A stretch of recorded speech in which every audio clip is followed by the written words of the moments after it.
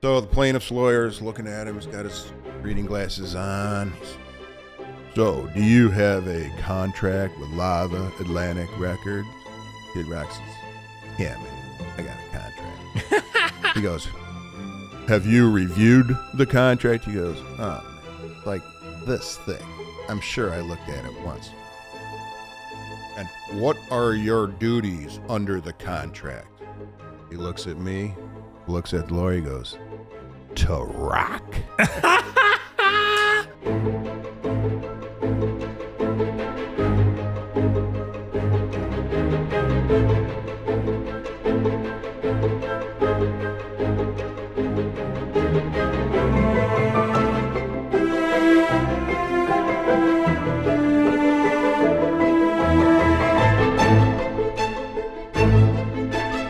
All right, everybody, welcome to another great episode of Cases Gone Wild with me, your host, John Marco of Marco Law. And boy, do we have a great guest and some wild stories for you today. We're going to be talking about celebrities, Kid Rock, who has made it on this show many times, been the subject of conversation, and First Amendment issues with our great esteemed guest, Gene Boyle, who's a wonderful attorney and friend. Remember, if you like our show, please share it with your friends. Give us a good review. You can watch us on YouTube. You can watch us and listen to us on Audible and all your major podcast outlets, as well as on our website. There's a special tab for our podcast on marcolaw.com. Let's get right into it. Gene, thanks for coming on the show. So good to see you, brother. John, great to be back at Chateau Marco. I got to tell, before I give your background to our listeners, I met you in quite adversarial. Yes, at the time we first met each other, it would be highly unlikely that I was going to be here as your friend. Yeah, and as the star of the show, right? So you're a prominent lawyer. Well, let's do your background, and then we'll tell the people. You are a prominent lawyer. You're over here in my neck of the woods in Grosse Pointe. I think you live right down the street. I grew up one block away from where we are right now. Yeah, Grosse Pointer. You studied at Boston University. As a great city, great school. Then what is this? You went out to California as part of a gold mining operation? Yeah, is this actually, real? Well, I did my first 2.5 years of college at the University of North Dakota, then transferred to Boston University, and then out to Scottsdale, Arizona, where I worked for a small company that included a gold mining operation in Northern California. How the hell did you get involved in a gold mining operation? Well, it's part of purgatory because I sinned in my past. No, it was a gold mine operation from the 1800s where they mined a lot of gold. They mined a lot of gold back in the 49er days. And so we're going back in to get what was left. Like scrape out more gold? We were plowing into the side of a mountain. We went down into the valley, plow it into the side of the mountain with a digging machine. We're going to go 800 feet in and then go up a prehistoric river that's now covered over by the lava. That's where the gold deposits were. How were you driving the machinery or what? No. The manager of the company, he quit, and the boss came in and put a box on my desk and said, "You're now the manager of the gold mining operation." This is in Scottsdale, Arizona. How the hell did you get on a plane and go to Sacramento and then drive up to Chico and find out what the hell's going on? Did you know stuff about gold mining operations? No. Do you have a gemology, or what do they call it? Geology. A geology degree? No. You're not a gemologist or anything? No, but I have been to a jewelry store. So holy shit, that must have been fun. I mean, in a way, it must have been crazy. Well, I was 24 years old at the time, so it was definitely an adventure. And I was twice a month. I was on a plane going up to Northern California, I'm losing the name of the town right now, but it was just outside of Chico. And unfortunately, you remember the wildfires of a couple years ago in Northern California. Seems like every year now. Entire towns were burned up. Well, that's the town that I was going to. I mean, the restaurants I went to, the motel I stayed at, all gone. I'm watching it on the news, 30 years later, it's all burned down. But we never did find any gold there. The company ran out of money. I had access to the company bank accounts, not the money, but see what's going on. Yeah. And as things were failing, I saw the boss taking all the money. So I left and started my own gold mining operation No up way. north of California. Yep. And I leased up 200 acres of land. And instead of digging into the side of a mountain, I was scraping bedrock. So I got a dozer and a front end loader. How old were you? 24. And I never knew any. This is crazy. And I got sand and gravel machines from an Irish company, and I got this operation going. I was moving 750 tons of earth a day. Did you find some gold? Every day. We found 3 to 4 ounces of gold every day, but I needed... Is that a lot of gold or no? No, it's not a lot, but I needed double that to make any money. So I actually was in production for about 8 months, closed it down, gave everyone back their equipment, and I can tell you this, John, I was the only failed gold miner in Northern California who left without owing anybody any money. I guess it's probably one of those. I don't know anything about gold mining or mining anything for that matter, but it's probably one of those industries, I'm assuming, where you can either make it real big or you can have a big bust. Is that fair? You're right. That's exactly right. That's where the phrase "we found the mother lode," because gold deposits tend to be in one place at one time. So you can mine for a month, 6 months, and find nothing. Then all of a sudden, bam, there it is. It's like oil. Like, you ever see There Will Be Blood? Yes, that's right. That's right. And you're absolutely right. There's no middle ground. You're either going to hit it or you're not. That's interesting. So you came back after your experience mining gold, which I can't bet a lot of people cannot say they've done in their lifetime. It got me a lot of interviews with law firms around the country. Hell yeah. I said, why are you interviewing me? Well, you're the only gold miner that's ever applied for a law job. So where'd you go to law school? You studied in London, England. Gene, you've done a lot of stuff. I had no idea. You're a humble man. I was lucky. I had great parents, and my 2 brothers and 2 sisters and they gave us great opportunities. And yes, I was in London for a little while. I graduated from University of Detroit Law School. Yeah. It was University of Detroit at the time. Now it's University of Detroit Mercy. Graduated in 1988, and I was part of the original London Law program that was started by the school. So that's what took me out to London. It was part of my UAD law. And then you education. started your career like I did, clerking for the Michigan Supreme Court. Is that right? Yes, that's right. I started working for Justice Dorothy Comstock Riley. She was Chief Justice of the time.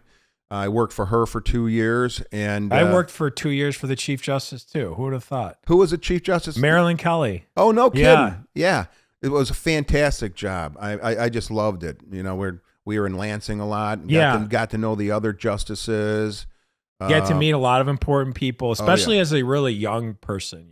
Yeah, and at the time the justices still had state-issued cars, and Chief Justice Riley had MSG3, and because MSG, Michigan State Government, MSG1 was the governor, MSG2 was the lieutenant governor, and she was Chief Justice, so she had MSG3. Did you have to drive her? Oh yeah, she never had a driver's license. No way. I'm not. She told me a story. She said, I said, how come you don't have a driver's license? And she said, because I can control my schedule easier with no driver's license. I get invited to go places and give speeches everywhere, and I just tell people, I don't have any transportation. I can't make it. I'm sorry. She said, but one day my husband was bound and determined to get me to drive, and he bought this beautiful car.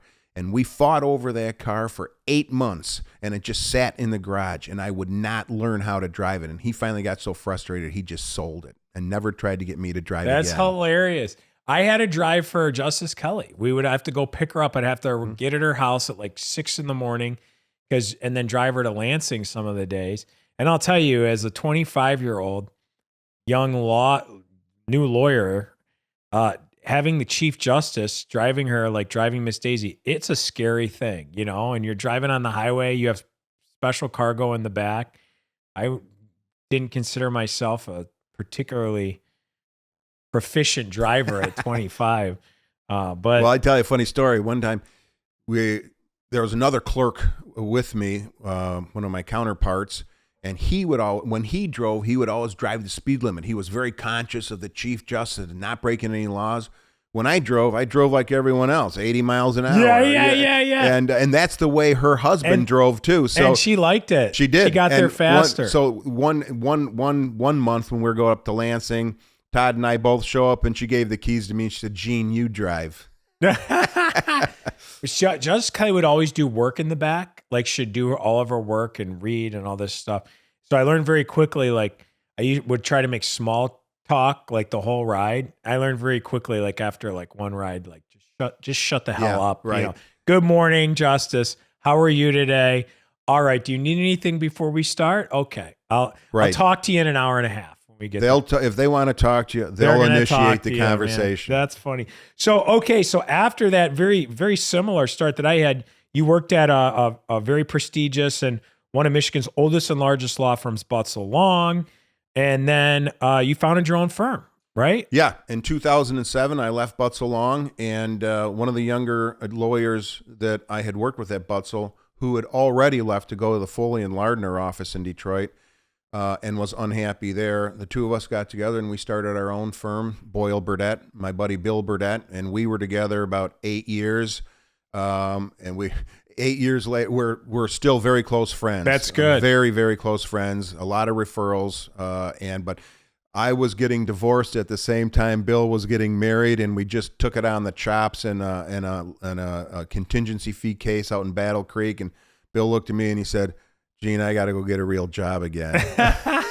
I said, "I know. You have my blessing." Yeah, that's good that you could do that amicably, because I did not and was not able to do that, which we're going to talk about. But you also are involved in, you go to the same church as me, St. Paul's Catholic Church. Yes. It's a great church. And you're very involved in the church and in the community, aren't you? You have a wonderful daughter who's babysat. Yes, she has. Your beautiful children. And as a matter of fact, she, as you know, she played a role in our friendship here too. I'm active with St. Paul. Not as active as I used to be, but I enjoy the church. I enjoy the atmosphere. It's a very calming place to be when you walk into that church. Yeah, for sure. Well, let's tell us viewers how we met. So we had. And I'm not going to get into all my dirty laundry. I air enough of it on this show. But I had a very bad partnership dissolution, and I had to file a lawsuit, and you represented my former partner in that dissolution. So you were the attorney.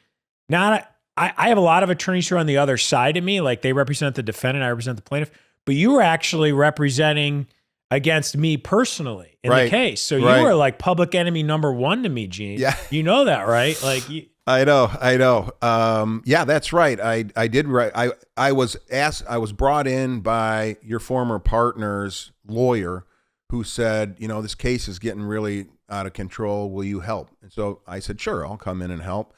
And I heard all these bad things about you.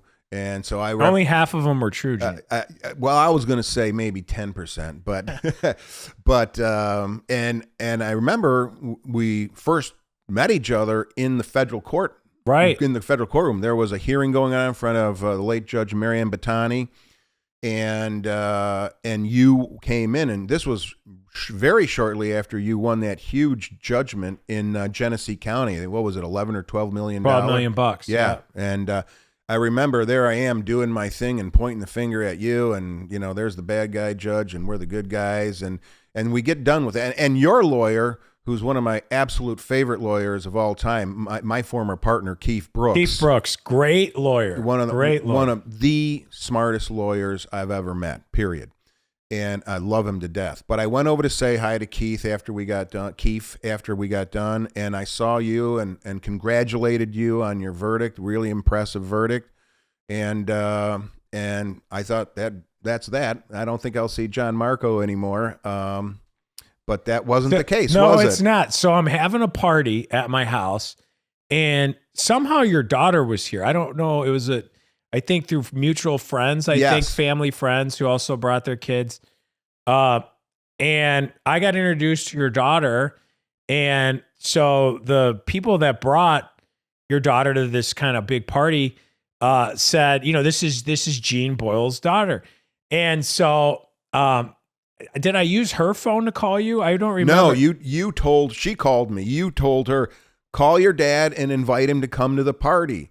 And but I remember the call, Gene, because your daughter calls you and says, "Hey, Dad," and you say, "Where are you?" And she says, "I'm at John Marco's house." Yes. And you're like, what are you doing there? What are you doing Get out of there now, quick. Run away. Don't tell him your last name. Yeah. Don't tell him your last name.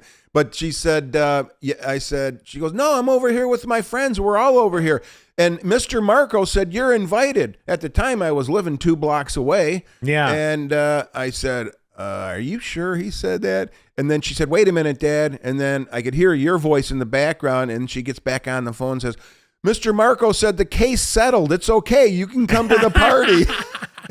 And I did. I hopped on my bicycle and I rode the 2 blocks and I came over to your house and you were so gracious, welcomed me in, said all the professional things. You were doing your job. I know how it is. But listen, you're welcome here. And we became fast friends from that moment. Yeah. And you've been a gracious friend ever since. Yeah. Thank you very much. You too. It's funny how, they say sometimes flowers can grow out of manure. You know what I mean? Yeah. So tell me about what you're doing now, because you have an interesting practice that's different than what I do. Generally, you do small businesses. Tell our listeners. Yeah, I do small business litigation. Small business litigation would be a group of people start a company, and the company grows, and then they end up in a dispute over how the money should be divided or how the direction of the company. And I get involved in those kinds of disputes, helping them. Business divorces. We call them business divorces. I also get involved in a lot of probate litigation, which for me primarily is representing beneficiaries of trusts who are unhappy with their trustees. And they want to get rid of the trustees or take the trust in a different direction. So those cases are really emotionally charged. And those emotions, like in a marital divorce, the emotions are right there. They've always been there. Right. Everyone's very upset with each other, very emotional. These probate cases, the emotions have been percolating for years, but they never explode because mom and dad are still alive, or mom or dad is still alive. And then when the last one goes and it's time to deal with the money, then the emotions just explode like a geyser. So mom always liked me more. Mom, dad, and it really can be charged. Is it for our listeners who aren't in the legal world? So this is like probably wealthy type situations where there's a lot of money in a trust, or I've been involved in cases that involve trusts that are worth a couple $1 million, trusts that are over a couple $100 million. Wow. And so the trustee is the person is it always a lawyer or sometimes a lawyer? Or? No, it's not always a lawyer. And in one particular instance, a very large trust, dad was a builder and built all kinds of wonderful projects and had a tremendous amount of money.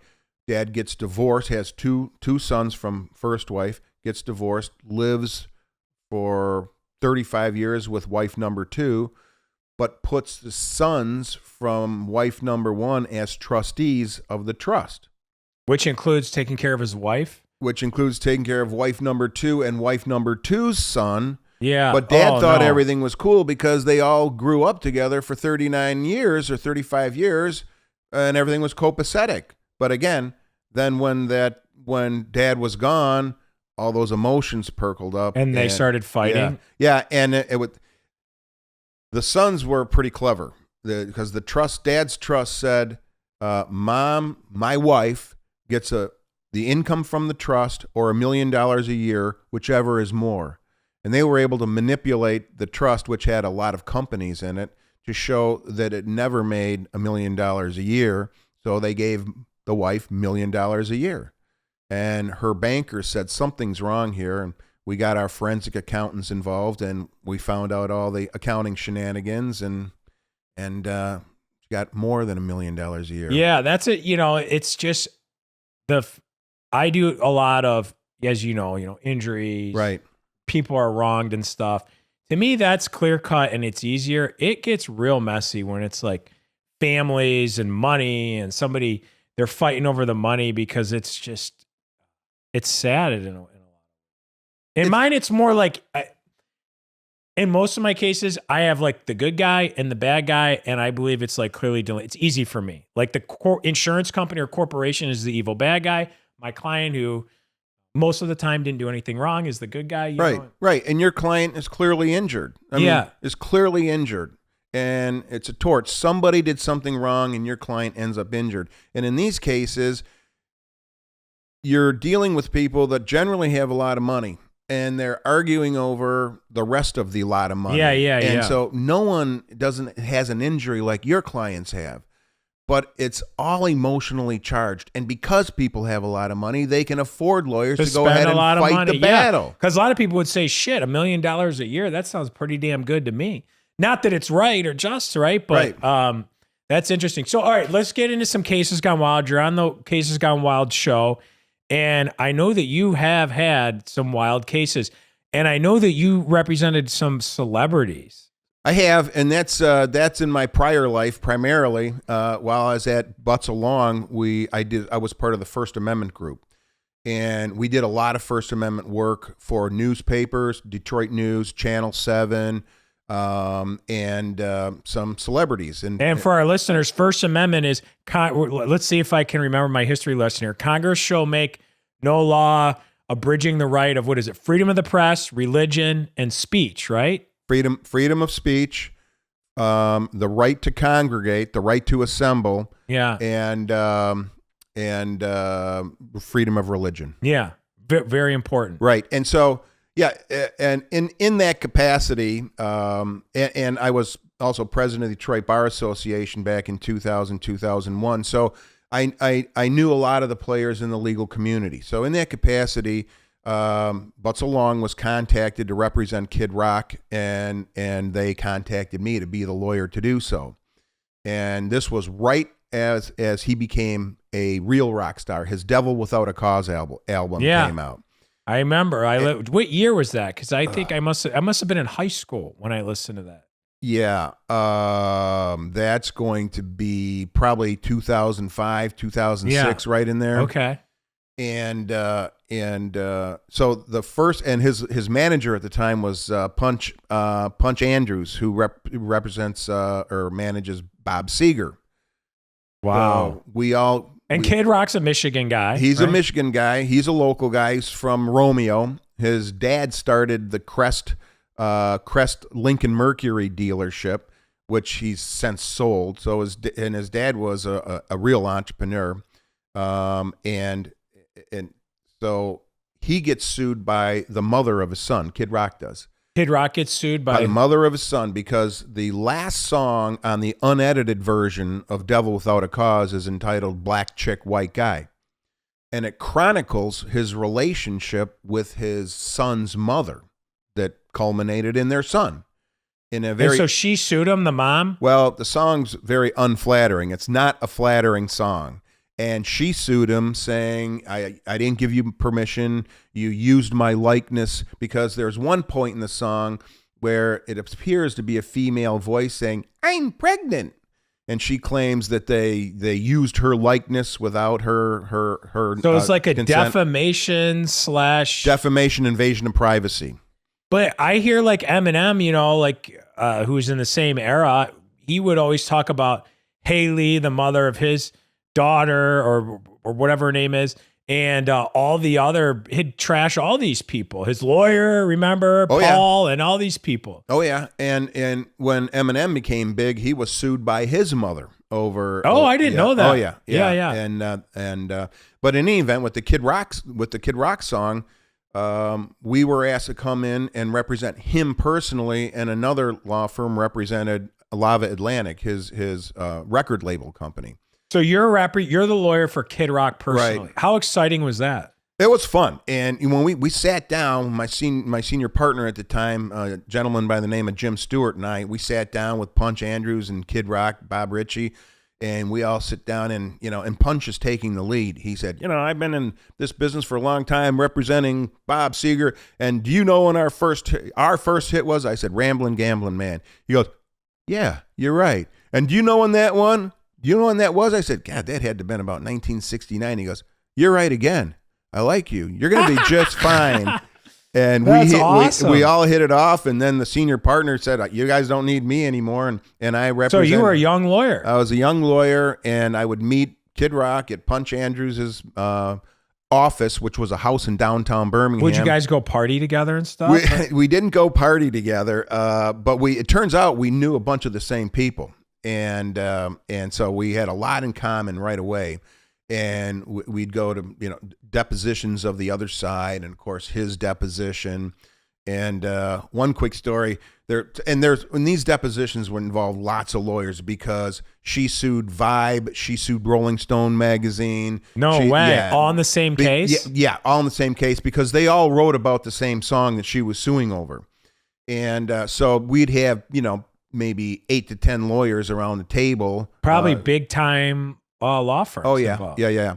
And her lawyer was a nice guy, but kind of a roly-poly middle-aged guy. Used to be a Detroit cop, very nice guy. But we're in this deposition, and we only have a little bit of time for lunch. But a friend of mine was managing a restaurant out in the Birmingham area, and I called him up and I said, "Hey, I got to get in and out 60 minutes. I got about 10 people. Can you make room?" I said, "Yeah, I can make room. Come on in." So we come in. And everyone's saying, "Gene, you did a great job." And one of the other lawyers says, "Oh, yeah, Gene just dropped his client's name." And Kid Rock says, "No way, Herschel. Gene did this all on his own. Yeah, I sat sitting next to him the whole time. He never mentioned my name. You need to hang out with Gene more. He knows everybody." But one of the busboys came to the table, and I heard him whisper to Kid Rock. And next thing I know, Kid Rock excuses himself and comes back. I said, "What was that all about?" He said, he came up to me and he said, "I'm a big fan. Great to meet you, but I can't ask you for your autograph. I'll get fired." And he said, "Okay, well, see that chair rail over there, actually a staircase railing to go downstairs?" He goes, "I'm going to leave you a little note. I'll put it right there. I'll fold it up for you." And that's what he did. So he got the kid his autograph. No way. Yeah. That's really cool. nice gesture on his part. So what ended up, that must have been very exciting. I've done some celebrity cases, and I've represented people that, are janitors and, work at the, local school or something. Yeah. And I give them all the best I can, but there is almost this excitement level of kind of being around Kid Rock, of course. Now, I'll tell you my Kid Rock story in a minute. I've told it on another show, but so what happened with your case with Kid Rock? So this song, this song, Black Chick, White Guy, I mean, I tell people it needed so much First Amendment protection that it didn't even show up on the edited version. The edited version has the swear words bleeped out. Yeah. Like for the radio? This would have been a 3.5 minute bleep. So it's not even on the edited version. So they're taking the couple of good stories came out during when they were taking his deposition. Kid Rock's deposition was at the Hurt Schramm law firm. Yeah. Oh yeah. And there's the big table and because Howard Hertz did all that media stuff. He was on my Kid Rock case. Yeah. That's right. I think Howard might have had Rolling Stone magazine or something like that. But Kid Rock rolls in and he's got this really cherry, like 1968 Impala. I mean, it's a badass ride. He rolls in, says hi to me, and I looked at him and I said, "You haven't slept, have you?" He goes, "No, man, I don't really sleep at night." So he's clearly been out living the life of a rock star. I said, "Are you ready to do this?" He goes, I'm ready. Okay. So we go in there, and then all the secretaries are buzzing around the room because they all want to meet him too. So finally, Howard clears the room, and we get the deposition started. So the plaintiff's lawyer is looking at him. He's got his reading glasses on. He says, "So, do you have a contract with Lava Atlantic Records?" Kid Rock says, "Yeah, man, I got a contract." He goes, "Have you reviewed the contract?" He goes, "Oh, man, it's like this thick. I'm sure I looked at it once." "And what are your duties under the contract?" He looks at me, looks at the lawyer, he goes, to rock. Are you serious? Yep, that was it. That end of that line of questioning. And he was trying to, over the course of the deposition, he was trying to portray Kid Rock as a misogynist, someone who uses women and doesn't care about them, and which is not true. But he does have a colorful history, especially since he became a rock star. Pamela Anderson, didn't he? Was this before or after? Before Pamela Anderson. But the lawyer, again, looking down the because Kid Rock did have a couple albums before Devil Without a Cause. Yeah, but this must have been like Kid Rock's, like, I'd say probably like his prime time. Oh, yeah. Well, this is when he exploded on the scene as one of the premier rock stars. He was the latest, greatest hit. Yeah. And he and Eminem kind of came out about the same time. Right. And Kid Rock, Eminem was he was straight rap. Right. Kid Rock was the first one to mix rock and roll and That's rap. Right. So he kind of created his own genre of music. Right. And so the lawyer's asking him, did you write a song, Balls in Your Face?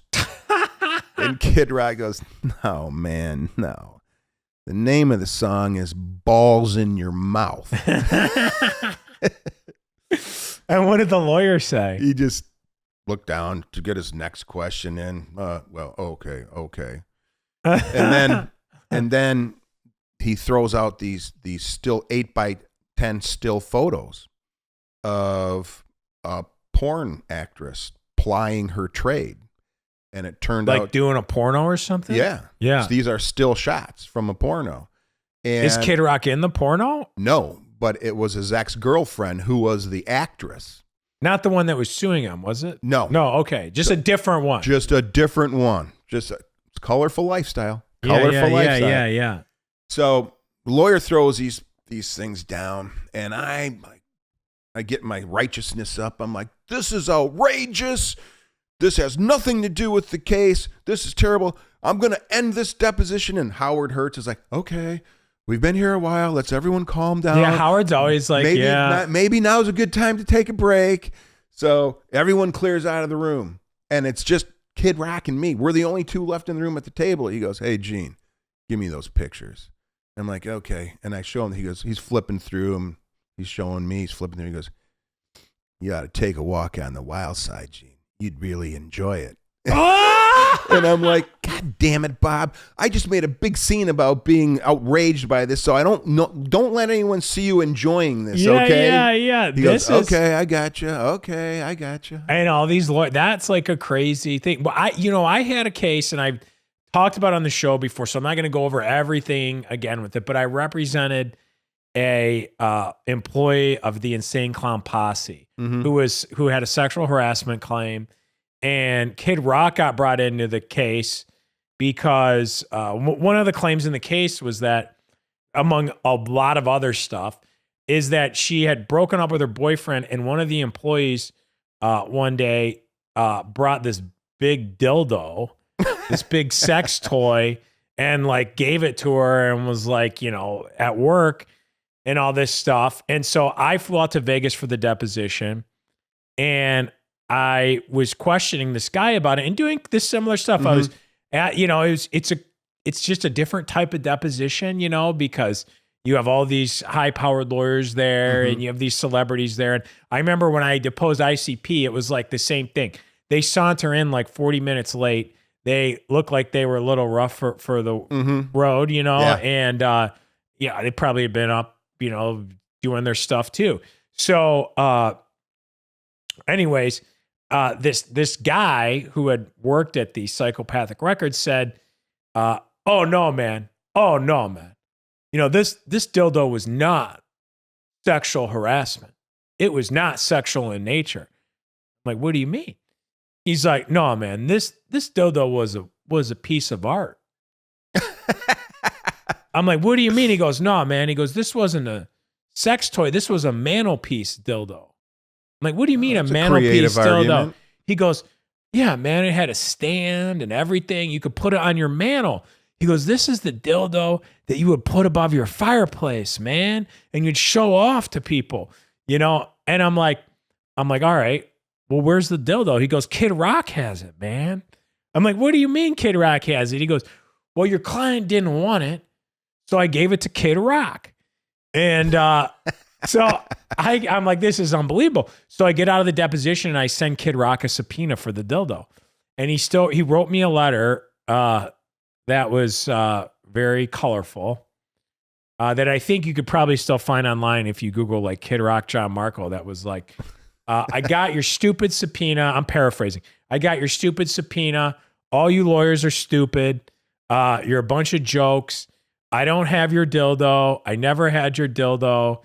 And you guys are a bunch of losers. So I never got the dildo. To this day, we don't know where the dildo is. It could be sitting on somebody's mantelpiece today. It could be, but maybe it's a good thing that you don't know where it is. Yeah, exactly. So that's exciting. You know, I got to tell you something. It reminded me of another case I was involved tangentially, and it was this group involved, these brothers that had a successful subcontracting company. I don't know what it was, but they also owned a bar in Melvindale. And so they were sued by a couple of their female employees for sexual harassment. And so I was in a couple depositions in a court hearing, and their lawyer was a good guy. I liked him a lot. But in this establishment, these guys, it was just kind of whatever they wanted to do. I mean, it was a boys club in there. Yeah. And they would have what they called fuck bucks that they would give their female employees. So it'd be $100 bill. But instead of the president in the middle, it would scotch taped on it would be a pornographic scene. And those were the fuck bucks that they would get. And everyone was having a good time with this. And then, of course, something went wrong and they sued for sexual harassment. But they didn't realize, and there were security cameras inside the bar, but they didn't realize they actually worked. And these employees are in there and they're lifting their shirt up in front of these cameras and they're grabbing their breasts and saying, "You'll never get any of this action. You'll never get this." And so then it comes time to go to court, and they see all this. Oh my God! And the case finally went away. And so I'm talking to the plaintiff's lawyer. No, I'm talking to one of the other defendant's lawyers, and he said, "We're talking about this," and he said, "Yeah, my guy said, there's no way I'd ever do anyone like that. I mean, look at him. I wouldn't do that." He goes, "These are the women that I would do." And he pulls out this photograph album of all these naked women. What? All these naked women. I'm like, and I'm telling my client, we might want to keep the photo album out of the way. Yeah. That's not exactly like the best defense. That's insane. But yeah, that's interesting. So tell me about, Gene, you have done a lot of First Amendment. You want to know what, John? These people get themselves into these situations, these crazy, embarrassing situations. Who do they turn to for help when it gets out of control? Lawyers. That's right. They turn to lawyers to fix the problem they made. That's right. Tell me about, you did some work with the news. You represented the Detroit News. Yeah. And they were a great client. That was a fun client to work with. We had a bunch of smaller cases and some larger cases. Interestingly, they're on-air celebrities, the women, Carolyn Clifford, Kim Adams was at Channel 7 at the time, and a woman by the name of Denise Dorr back in the 90s. And they would always get stalkers, and gifts show up, and credit cards show up, and these guys are waiting outside the fence of the station to meet the celebrities, and they all have the same story. The stalkers all have the same story. She's sending me love waves through the air. When I watch TV, I just know she's telling me she loves me. Oh my God, that's scary. We got to get the personal protection orders going and get them taken care of. Another Detroit News case, they did a sting operation. The Detroit News, really a long time ago. I don't know if you'll remember the name Malice Green. He was a Detroiter, African American Detroiter. This was a big thing. Big. This could have been the Detroit version of Rodney King. So tell our listeners what happened with Malice Green. The 3 white Detroit police officers were on their beat, and they ran into Malice Green, and nothing really was transpiring, but all of a sudden the officers claimed that he reached for something in his car. He was in his car. He reached for something in his car. They thought it was a gun. They pulled him out and they beat him. They beat him with their billy clubs, and they beat him badly. And they killed him. He died. By beating him? By beating him. With their billy clubs. With their billy clubs. That's bad. And he was sitting in his car. He was not committing a crime. The reason for their aggression was they thought he was going for a gun. Regardless of whether he was going for a gun, and no gun was ever recovered. There was no gun ever recovered. So you have an African American who's dead, and you have 3 white police officers who wailed on him. And they must have wailed on him bad. Coleman Young was the mayor, and it took Coleman Young no time at all to brand them as murderers, the police as murderers. High-profile stuff. The 36th District Court is going to do the preliminary exam of these officers, and the judge says he's going to close the court. And so, what do you mean he's going to close the court? Not let the press in. So anyone who's not a witness or a lawyer can't come in, and you can't do that. The courtroom is a public forum. Yeah, and a lot of people don't realize that. And I feel like even nowadays, some judges need to be reminded about the importance of public access to court proceedings, and some lawyers, because some public officials. And some public officials. Because the courtroom, the whole idea of the process is that it's supposed to be public, right, Gene? Absolutely, John. And it's supposed to be public to allow the public a level of confidence that our rights are being protected. Right. That the rule of law and justice is being followed. And not if you like lock a Politburo or a Star Chamber or something, right. That's right. If you lock the door and don't let anyone in, how does anyone know what's happening is the right thing? Yeah. And Louis Brandeis, who's a very good Supreme Court justice, said sunlight is the best disinfectant. Yeah. And he meant, like, you have to let people see what's going on, let people review what's going on, let the light shine in, or else bad things can happen in the shadows. You know what I mean? That's right. And, the only thing evil needs to prevail is for good men to do nothing. And if we don't know what's going on, how do we know what to do? Right. And most people are working or raising their families or doing something with their day. So how do we know what's going on in the courtroom? The press. The press is those are our eyes and ears. So when we come home from work, we can read a newspaper or watch the TV or go online or listen to the radio and hear what happened in court. That's how we know whether or not the rule of law is being followed or not. And that's why the courtrooms have to remain open only under extremely limited circumstances that aren't applicable to the Malice Green case. So I run over to the 36th District Court and file a motion for press access, for the Detroit News. And some lawyers from the Honigman firm who represented Detroit Free Press, same thing. And the judge then says, no, I'm not having a fiasco in my courtroom. The 36th District Court judge says, no, I'm denying it. So we figured that was going to go happen. Race over to Recorder's Court. This was still when the Wayne County Circuit Court was separated between Circuit Court and Recorder's Court. Now, of course, it's all one court, civil and criminal. Dalton Roberson was chief judge of the Recorder's Court.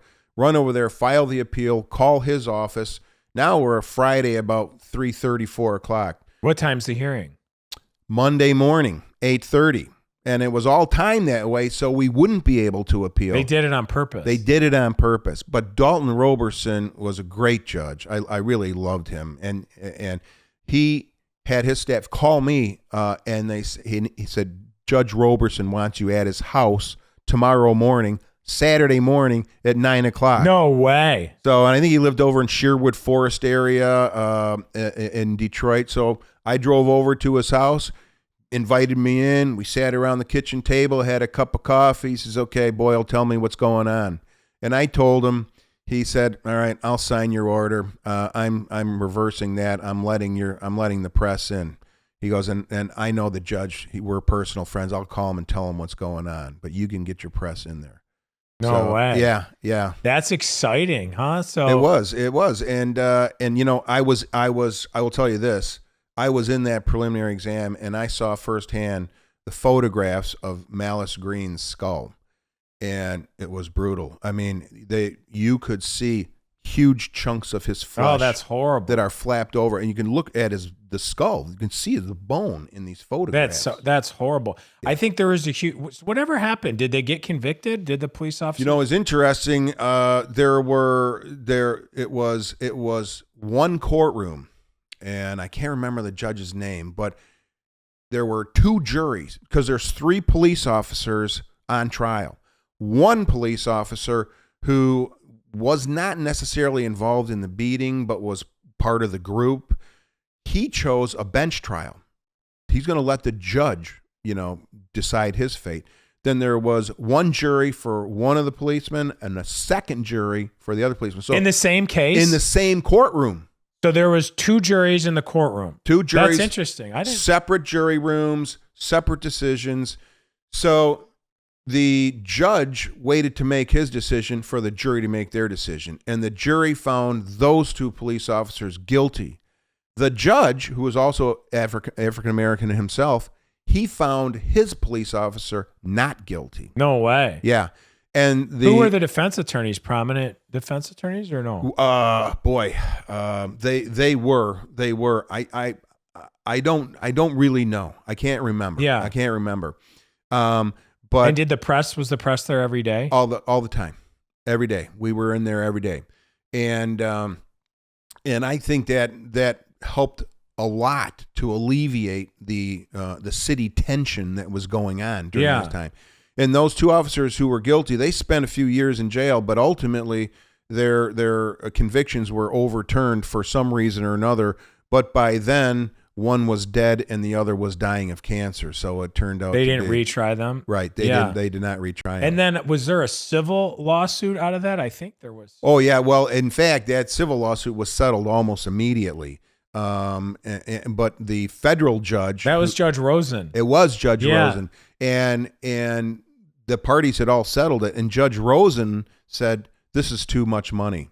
We're not gonna go so fast on this settlement." And I think everyone was prejudiced because the mayor already announced these guys as guilty. So that was the whole case was a big news for Detroit. Huge. I mean, that man should never have been attacked. I get it. I don't know what it's like to be a police officer. I don't know what it's like to be in a questionable neighborhood and have someone make a gesture that could end up in serious harm to you. I've never had that experience. As a matter of fact, when I was a kid in the police station one time, I saw a poster of a very dark alley, scary. And the caption was, "You wouldn't walk down this alley for $1 million. The police do it for a lot less." Yeah, that's interesting. I mean, but there's no need to take 3 billy clubs to some dude's head. That's insanity. After the first knock on the guy's head, you'd have rendered him incapacitated. You ought to be able to. I had a case where this dude who was mentally disabled. He went into a Wendy's. This is a crazy case too. This guy was severely mentally handicapped. Like he had, I don't know, autism and all kinds of stuff. He had the IQ of like a first grader, and this girl was taking advantage of him. And she said, "Go give this note to the Arby's." And the note said, "Give me all your money." So he goes to Arby's, gets like $200 in greasy bills. The police come. They start chasing him. I think it was like East Point or something like that. And start chasing him and end up taking out their billy clubs. And they end up bashing him. And they knocked his eyeball out. Oh. So his eyeball became out of his eye. Ugh. It was unclear on the body cam because there was so much craziness going on, and there was like a pile. You ever see a football pile up where there's a fumble and everybody piles up? But the police response was he fell and hit a rock, and the rock just happened to hit him right in the eye. It wasn't our billy clubs that were slamming his head. But it's crazy to see that stuff. And I've had gag orders try to be entered against me. And I always have to fight those as being unconstitutional. I just had one in a trial against an insurance company. I posted on my LinkedIn profile, I said, here's some facts about the case. And I posted a piece of evidence. And they went to the judge to try to say that I needed to take it down. And I fought like hell out of the principle of the thing that I shouldn't have to do that. Well, aren't the facts in your complaint too, which is a public document already? Right. And everything that's in a courtroom that's evidence is supposed to be allowed to be reviewed by the public. So I've had that. And it's normally private companies that say, we don't want John Marco to talk about our case or to run his mouth because it's going to make us look bad. But that's exactly what the First Amendment protects in the open courts. You know what I mean? That's right. It's called a marketplace of ideas. So you don't like what's being said? Go ahead and speak your piece too. The idea is the marketplace, us, will decide whose opinion we want to hear, whose side we like or we don't. That's what a jury does. Yeah. That's what a jury does. They hear two sides of a story and they make a decision. Whose side do they believe? And these are things of public importance. Like I represented these African-American workers who they hung a noose up in their, a hangman's noose in their work area. They would sing slave songs to them and all this horrible, crazy stuff. And I went to the press about it because I said, this needs to be exposed. And the lawyers for the company went to the court and tried to get the judge to say that I am not allowed to publicly talk about what they did, which is crazy. I mean, it's not free society. So I fought that and we won. As you should have. Yeah, but you have to fight for these things. What is it? Voltaire said, I may not agree with what you have to say, but I'll give my life for your right to say it. That's right. I think that's important. That's why they put it in the very First Amendment. And that's why I don't do criminal law. I've taken a couple of cases on pro bono, and that's it. But I give all the credit in the world to my criminal defense lawyers. But people will ask me, how can lawyers represent a person they know is guilty? And I used to teach First Amendment at University of Detroit Law School too, and I teach the students the same thing. But that's a really easy answer, and I know you know the answer, John. Most of us lawyers know the answer. The answer is we are protecting and representing the system.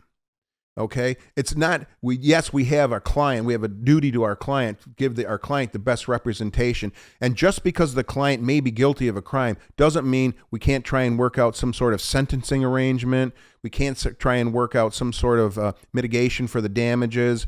But we are really representing the system because one day it may be your rights that are challenged.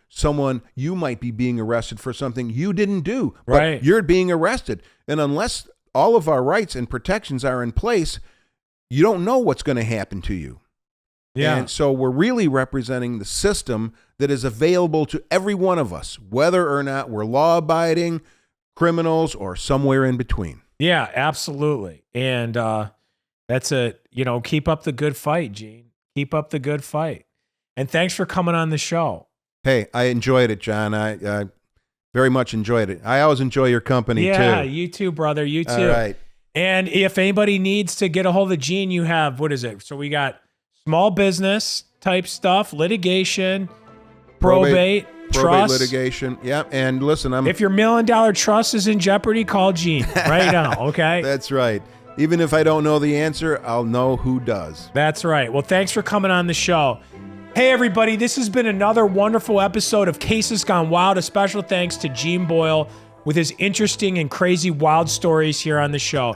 If you like the show, please share it with your friends and family. If you or somebody you know needs help, whether it's on trust, probate, police brutality, anything, you can go to our website at www.marcolaw.com or give us a call at 833-MARCO-LAW, MARKOLaw.com. We'll get you set up with Gene Boyle. We'll help you in any way that we can. Thanks for listening. We'll see you in another 2 weeks on another great episode of Cases Gone Wild.